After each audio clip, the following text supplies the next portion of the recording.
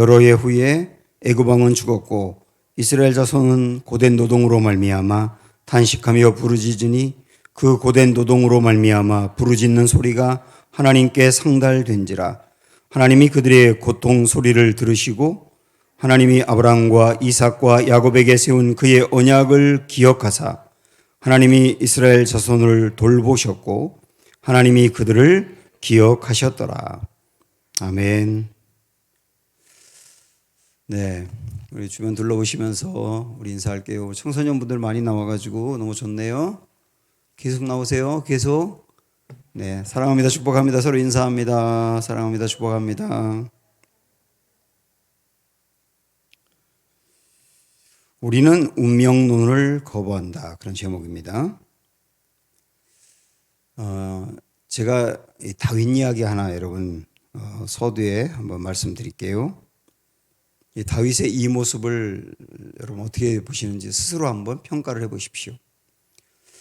다윗이 밧세바를 범하게 되고 밧세바와 사이에서 아이를 갖게 됩니다. 아이가 상당히 많이 엄마 뱃속에서 자랐고 태어나기 직전인데요. 그때 하나님이 나단 선지자를 다윗에게 보내서 그가 지었던 죄들에 대해서 꾸중을 하신 다음에 이 아이는 불의한 모습으로 갖게 된 죄의 결과로 태어나는 아이이기 때문에 이 아이가 죽을 거다라고 말씀합니다. 그리고 얼마 후에 정말 이 아이가 태어나자마자 심하게 앓는 거예요. 그때 다윗은 하나님이 이 아이를 데려가겠다고, 이 아이 죽는다고 분명히 말씀하셨거든요. 그런데도 금식하며 기도합니다. 밤새 기도합니다.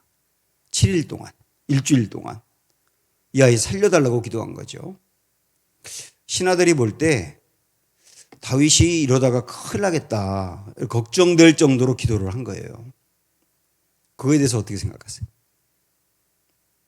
자, 그런데 안타깝게도 이 아이가 일주일 만에 죽습니다. 그러고 나니까 신하들은 큰일 났다. 왕이 이 아이가 앓고 아직 살아있을 때에도 저렇게 힘들어하며 기도했는데 이 아이가 죽었으니 우리 왕이 얼마나 힘들까? 이러다가 왕까지 큰일 나는 거 아닐까? 이렇게 걱정을 했어요. 그런데 그때 왕이 신하들에게 먹을 것을 가져오라 그러면서 금식을 끊고 식사를 하는 겁니다. 이 신하들이 이해하기가 어려운 거예요. 아니, 아이가 살아있을 때는 금식하더니 아이가 죽었는데 다시 식사를 한다는 게 잘 납득이 안 갔단 말이죠. 그래서 우리가 잘 이해를 못하겠다. 왕이여 왜 그렇게 하십니까? 라고 물어볼 때 그때 다윗이 한 말이 쉽게 제가 말씀을 드릴게요. 이게 사무엘 하 12장 22절에 나오는 말씀인데 이렇게 얘기한 겁니다. 혹시 누가 아느냐? 혹시 누가 아느냐? 하나님이 이 아이 긍휼을 베풀어 살려주실는지. 나에게 이 아이 데려가겠다고 말씀하셨고 그게 나의 죄의 결과이지만 혹시 누가 아느냐? 이 아이 살려주실는지. 그래서 나는 하나님께 그토록 부르짖고 기도했다. 그런데 내가 그런 기대를 갖고 혹시 누가 아느냐는 마음으로 부르짖었는데 하나님은 뜻을 돌이키지 않고 이 아이를 데려가셨다. 그것은 받아들여야 되지 않느냐? 이미 결정된 그 일은 받아들여야 되지 않느냐? 그래서 내가 다시 손을 툴툴 털고 일어나려고 하는 거다. 이게 다윗의 모습이거든요. 여러분 어떻게 생각하세요? 많은 생각을 갖게 하는 말씀인데요. 저는 이 다윗의 이 모습을 보면서 오늘 이 말씀의 제목을 생각해 보게 됐어요. 우리는 운명론을 거부한다. 여기서 운명론을 거부한다는 말이 하나님이 우리의 인생에 대한 계획이 있고 우리를 인도하시는데요. 그것을 거부한다는 말은 아니에요. 이슬람 사람들이 가장 많이 쓰는 말 중에 하나가 뭐냐면 인샬라라는 말이거든요. 인샬라. 껄핏하면 그들은 인샬라 그래요. 인샬라가 뭔지 아세요? 신의 뜻대로 그런 말인데, 그들은 뭐 어려움을 당해도 인샬라, 자기들이 뭐 잘못해서 고난을 받아도 인샬라, 다 인샬라예요. 뭐든지 그냥 신의 뜻대로 되는 것이니 받아들이자. 이게 운명론이거든요. 운명론. 근데 기독교 신앙은 운명론을 거부합니다. 운명론을 거부하기 때문에 기도를 하는 거예요.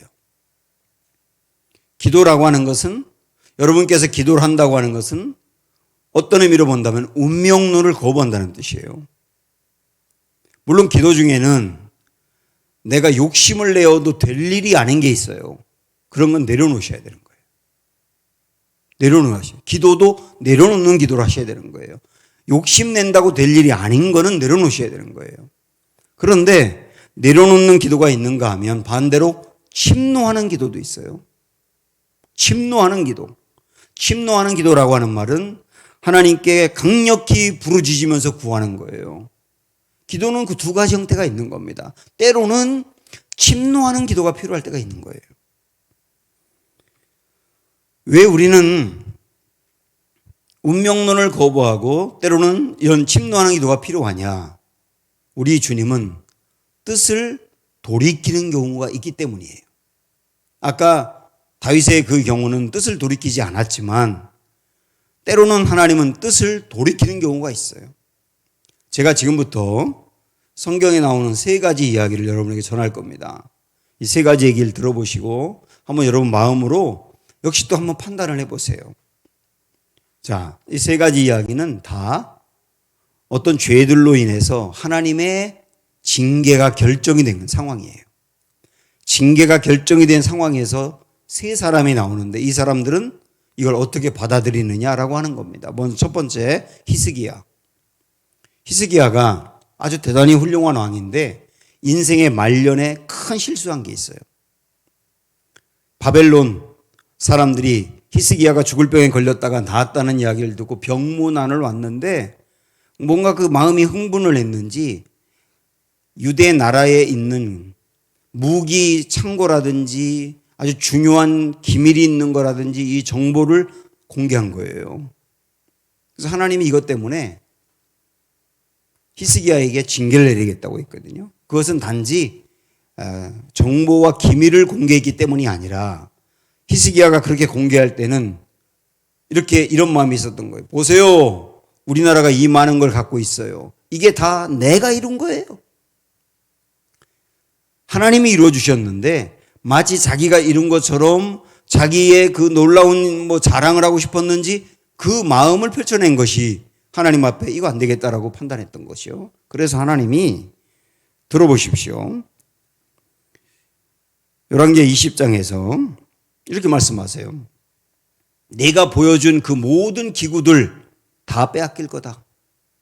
그리고 내 아들도 바벨론에 잡혀갈 거다. 그렇게 말씀을 하셨거든요. 이 징계를 들었을 때 히스기야가 이렇게 말합니다. 하나님께 이사야 선지자에게 선지자가 대신 하나님의 뜻을 전했을 때 반응을 보십시오. 히스기야가 이사야에게 이르되 당신이 전한 바 여호와의 말씀이 선하니이다. 하나님이 징계를 내리겠다고 하는 말씀을 하나님은 선하신 분입니다. 다 받아들입니다. 이렇게 말한 거예요. 또 이르되 만일 내가 사는 날에 태평과 진실이 있을진데 어찌 선하지 아니하리요 하니라. 이게 쉽게 말씀드리면 우리나라에 이 어려움이 있는 거 하나님이 징계를 내리신다는 거 다 받아들입니다. 그런데 제가 사는 날 동안은 괜찮다는 말씀이죠. 이렇게 나간 거예요. 그러니까 히스기야는 나라에 큰 어려움이 생기고 자기 아들에게 큰 어려움이 생긴다는 이야기를 듣고 내가 사는 날 동안은 그래도 괜찮은 거죠. 그리고 하나님의 징계는 받아들이는데요. 그렇게 지나갔단 말이죠. 저는 이 히스기야의 마지막 이 모습이 이해가 안 되는 거예요. 자, 두 번째. 이번에는 엘리라고 하는 제사장 이야기인데요. 여러분 아시는 것처럼 엘리는 제사장인데 아주 불의한 사람이고 영적으로 완전히 둔감합니다. 그의 자녀들이 형편없는 녀석들인데 성전 안에서 사람들이 제사 드리기 위해서 갖고 오는 제물을 하나님께 드리기도 전에 자기들이 먹어버리고, 그리고 성전에 기도하러 예배하러 온 여자들과 행음을 해요. 유부남들인데 이 말도 안 되는 짓을 성전 안에서 저지른 겁니다. 그래서 하나님이 엘리 제사장에게 징계를 내립니다. 엘리 제사장이 아들들이 이런 모습을 보고도 야, 너희들 그러면 안 되지, 이 정도 수준으로 지나간 거예요. 그거에 대해서 하나님이 너희의 자녀들이 죽고 이 나라가 전쟁에 지고 법궤도 빼앗기게 될 거다, 이렇게 말씀하셨어요.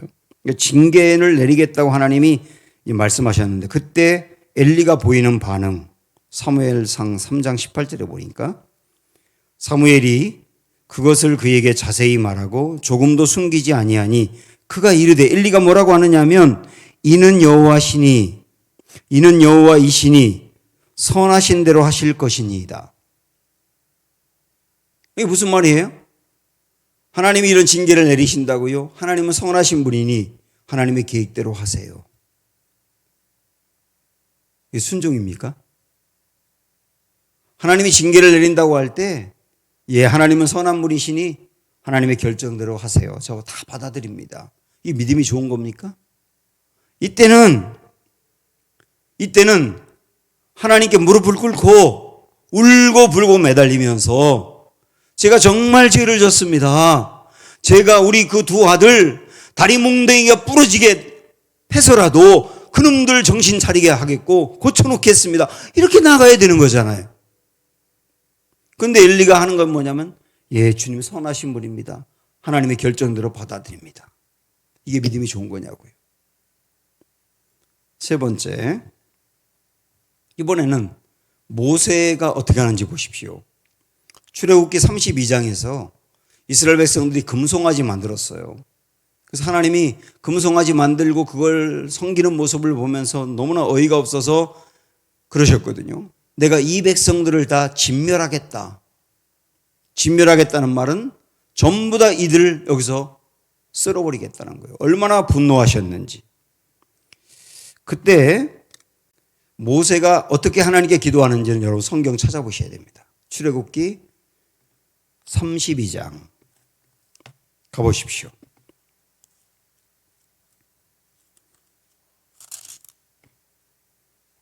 출애굽기 32장 11절 12절.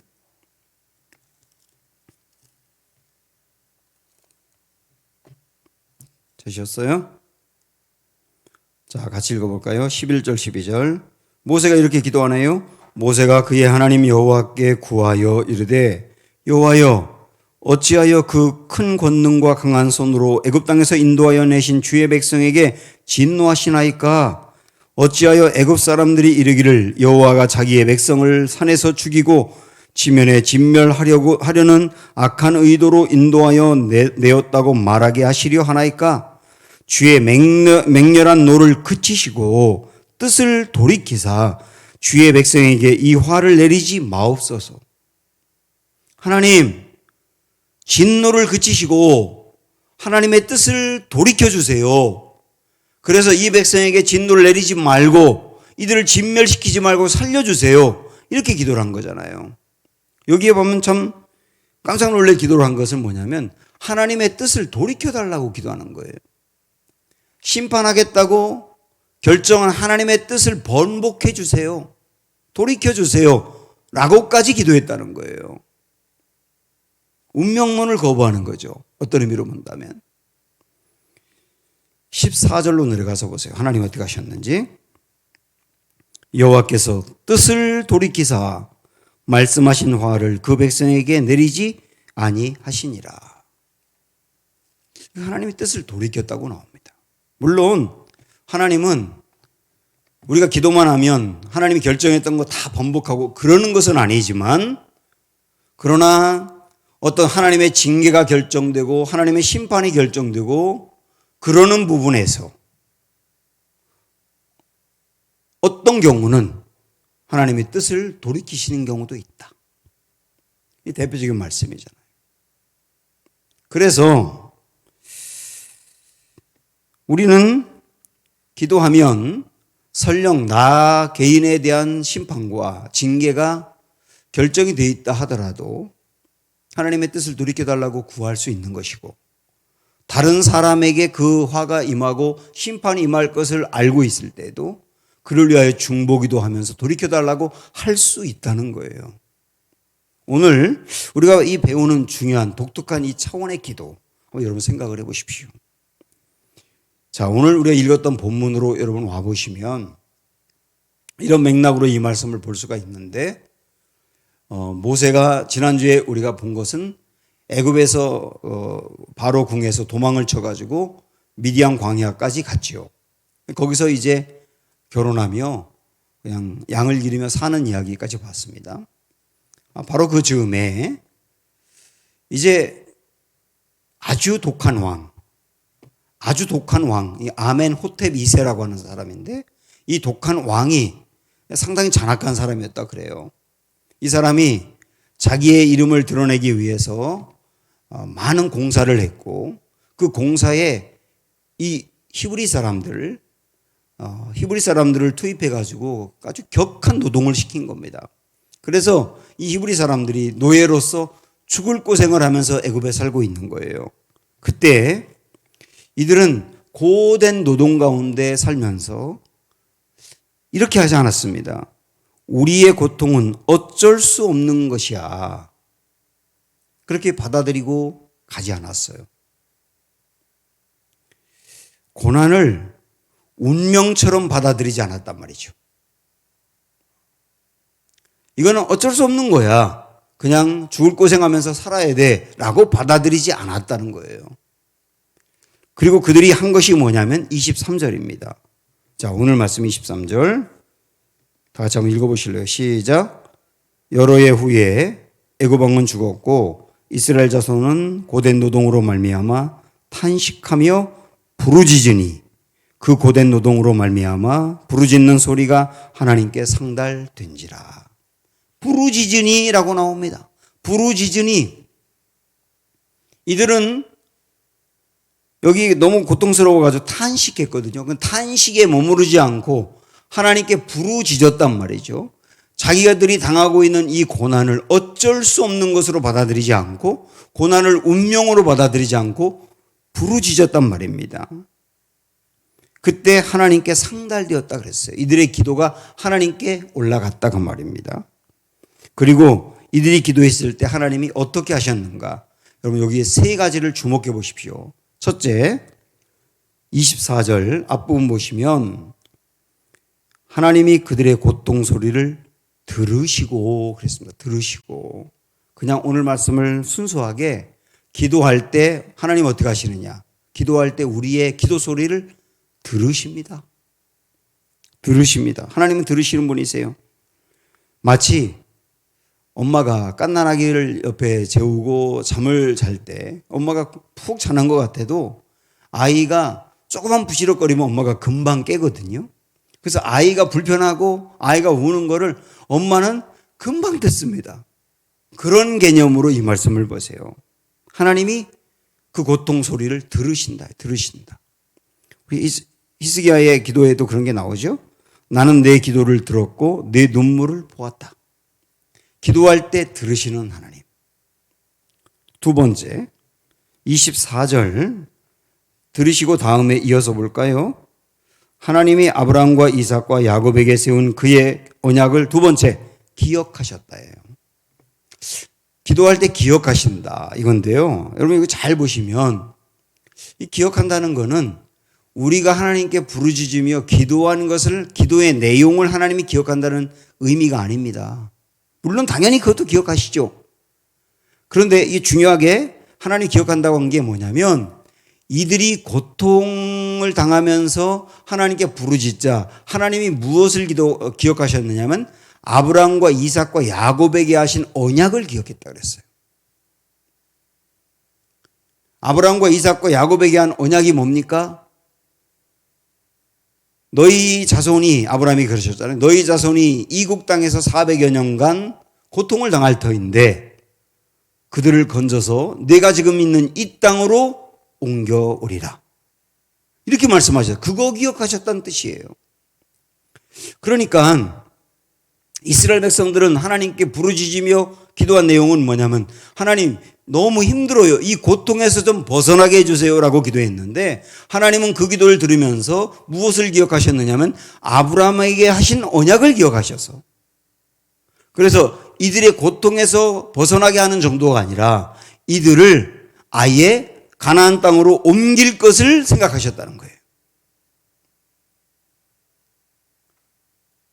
우리가 드리는 기도 하나님이 기억하신다 그러셨는데, 하나님은 잊지 않으시죠. 그러니까 하나님이죠. 그런데 기억한다는 것을 강조하는 것은 뭐냐면, 그렇게 기억한다고 하는 것을 강조할 정도로 하나님이 우리 기도에 대해서 주목하신다는 뜻이죠. 그래서 이사야 62장 6절 7절에서도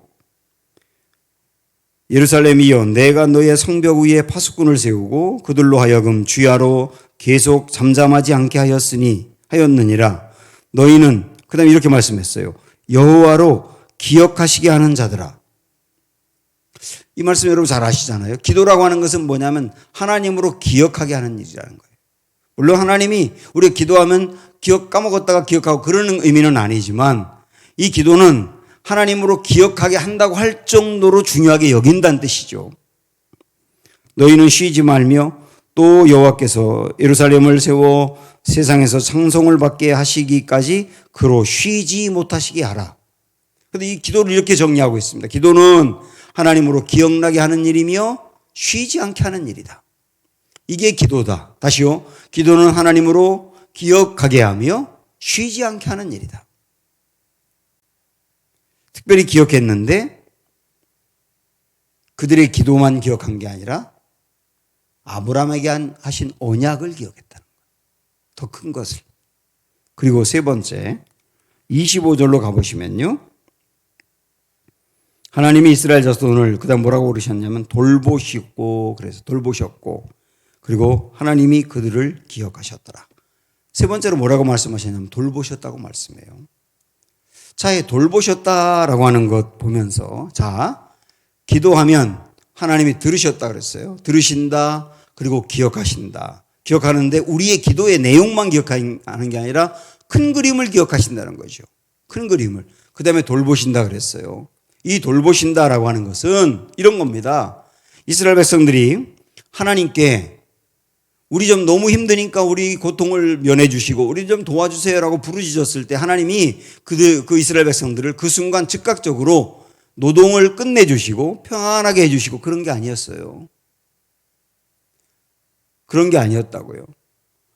돌보셨다는 말은 기억했다는 말하고 연결해서 그들을 잠시 고난을 멈추고 좀 쉽게 해주셨다는 개념이 아니라 그들을 아예 그 땅에서 끄집어내어 이 땅으로 옮겨 가시기로 결정했다는 뜻이에요. 그게 돌보셨다는 의미입니다. 그거로 본다면 우리가 기도할 때는 뭐 힘들어서 기도하든 무슨 내용이 있어 기도하든 기도하면 우리는 다 내가 기도하면 이렇게 되기를 원하는 것을 내가 결정하고 기도하거든요. 하나님 지금 이 상황인데요. 이렇게 해주세요. 이렇게 기도를 합니다. 귀여운 기도죠. 하나님이 볼 때는. 그런데 하나님이 우리를 기도할 때 돌보신다는 의미는 뭐냐면 우리가 지금 힘드니까 이렇게 해주세요라고 하는 정도가 아니라 그 정도 이루어주는 정도가 아니라 굉장히 큰 그림으로 우리가 생각하지 못한 주님의 원대한 계획을 이루신다는 뜻이에요. 그게 돌보신다는 뜻이에요. 그래서 이스라엘 백성들은 하나님이 그들을 돌보시지 않는 줄 알았어요. 왜냐하면 금방 고난에서 벗어나지 않았기 때문에, 계속 고난은 고난이었기 때문에 하나님이 돌보지 않는 줄 알았어요. 그러나 하나님은 큰 그림으로 그들을 아예 애굽에서 가나안 땅으로 옮기는 일을 실행하신 거예요. 그러니까 사랑하는 여러분, 우리가 운명론을 거부하고 그리고 하나님께 부르짖으며 기도해야 되는데, 기도하면서 반드시 믿어야 될 것은 하나님은 들으신다, 기억하신다, 돌보신다. 그런데 기억하고 돌보시는 내용이 내가 하나님 이 기도 꼭 이렇게 해주세요 그거를 들어준다는 개념이 아니라 내가 그렇게 부르짖으며 기도할 때 하나님이 세운 원대한 계획을 이루는 도구로 쓰신다는 뜻이에요. 그래서 당장은 내가 계속 고난인 것 같고 계속 어려움인 것 같지만, 그러나 하나님은 내가 생각하지 못한 큰 그림으로 나를 이끄는 기회로 삼으신다는 거죠. 그걸 생각할 때 기도가 얼마나 중요한지를 알게 되고, 기도하고 난 다음에 금방 이루어지지 않았다고 절망하지 않게 되고, 큰 그림을 기대할 수 있게 되는 거예요. 이게 기도입니다. 자, 그렇게 본다면 기도라고 하는 것은 말이죠, 이렇게 이해할 수 있는 겁니다. 우리 주변의 것들 중에서 기도와 멀어지게 하는 것은 사실은 나쁜 것입니다. 기도가 이런 것이라는 걸 배웠다고 하면 지금 내 앞에 전개되고 있는 이 상황이 기도와 멀어지게 하는 일이라면 현재 나에게 나쁜 일인 거예요. 반대로 지금 나에게 전개되고 있는 일이 기도의 자리로 가게 하는 일이라면 그 일은 좋은 일일 수도 있는 거예요. 이 고난 때문에 내가 다시 기도의 자리로 깊이 들어가게 되었다. 그럼 그 고난은 꼭 나쁜 게 아닐 수 있는 거예요. 근데 지금 내가 대단히 평탄하다 보니까 기도를 점점 안 하게 되고 하나님 앞에 나아가는 걸 대단히 소홀하게 여기고 그러면서 평탄함을 즐긴다. 그게 지금 당장은 평탄하고 좋은 것 같지만 좋은 게 아닐 수 있는 거예요. 그게 영적인 시각으로 보는 거 아닙니까? 현재 나의 삶을. 그런 맥락으로 본다면 지금 말입니다, 내가 자주 만나는 그 사람이 참 좋아 보여요. 그런데 그 사람을 만나면서 기도의 자리에서 자꾸 멀어져 가요. 그럼 그 사람이 나에게 좋은 사람이 아닌 겁니다. 그 사람은 여러분이 멀리 하시는 게 좋아요. 그런데 어떤 사람을 요즘 가까이 만나고 교제하는데 그 사람을 만나면서 내가 기도의 자리로 더 가요, 자꾸. 그 사람을 만나면 만날수록 자꾸 주님을 찾게 돼. 그 사람이 좋은 사람인 거예요. 그 사람은 더 깊이 어울리셔야 되는 겁니다. 그러니까 표면적으로 내 눈앞에 되어지는 일이 좋으냐 나쁘냐를 평가할 때 그냥 내 눈에 보이는 것으로 평가하지 말고 결국 그 일을 통하여 내가 하나님과의 관계가 어떻게 돼가고 있느냐, 그것으로 바라볼 수 있어야 된단 말입니다. 그래서 저는 감히 자신 있게 말씀드릴 수 있는 것은 지금 여러분 앞에 놓여있는 이 환경과 상황과 만나는 사람 때문에 더 기도를 할 수밖에 없다.